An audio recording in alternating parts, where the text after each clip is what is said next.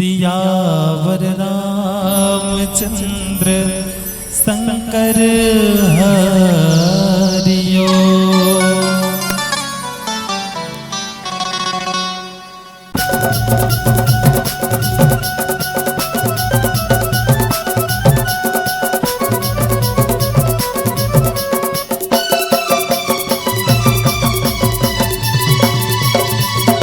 पिंजरा ले मैना उड़ा के चोला होगे माटी का, चोला होगे माटी, चोला होगे माटी का, चोला होगे माटी।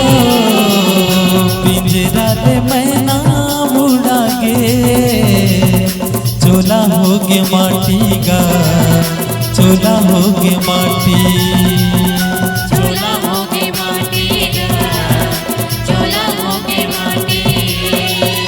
जावत हवे हंसा अकेला, जग छोड़ के सबो झमेला, ना संगी ना साथी गा, साथी गा।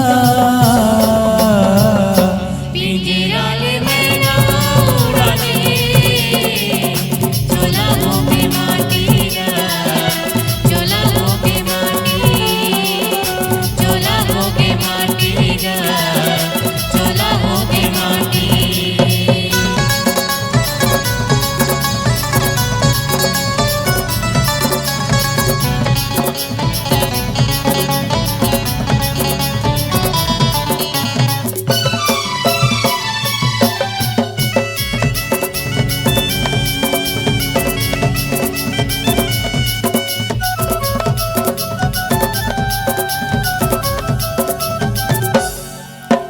काका माही कुटुंब कबीला, माढ़े रही धन दो गानी रे भैया, माढ़े रही धन दो गानी रे भैया, माढ़े रही धन दो गानी।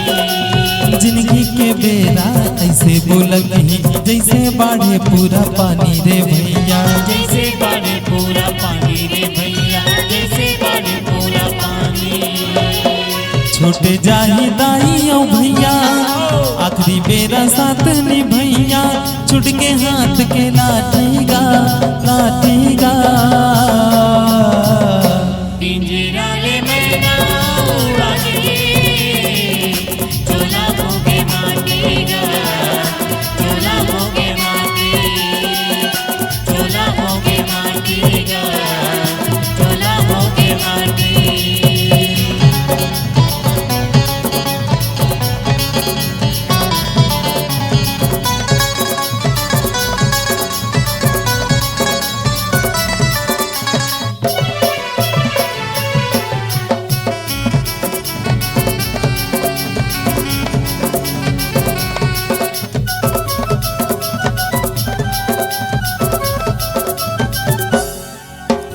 जम्मो सपना सपना रहेंगे, सपना देखल नहीं छोड़ेगा भैया, सपना देखल नहीं छोड़ेगा भैया, सपना देखल नहीं छोड़ेगा। कतो चेताई से संदेशियान मन, साचे ले मोहला मोड़ेगा भैया, साचे ले मोहला मोड़ेगा भैया, साचे ले मोहला मोड़ेगा।